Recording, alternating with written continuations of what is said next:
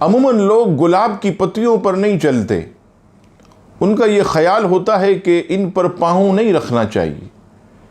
اس کا شرعی حکم کیا ہے؟ بعض ایسی روایات ہیں جن میں یہ ذکر ہے، نبی پاک صلی اللہ تعالیٰ علیہ وسلم کے پسینہ مبارک کا قطرہ زمین پر تشریف لایا تو اس سے گلاب کا پھول پیدا ہوا ہے۔ اکثر محدثین نے ان روایات کو تسلیم نہیں کیا بلکہ موضوع یعنی من گھڑت قرار دیا۔ بہرحال اگر کسی کے پاؤں میں گلاب کی پتیاں آ گئیں اور اس نے اس پر پاؤں رکھ دیا تو اس میں کوئی شرعاً حرج نہیں۔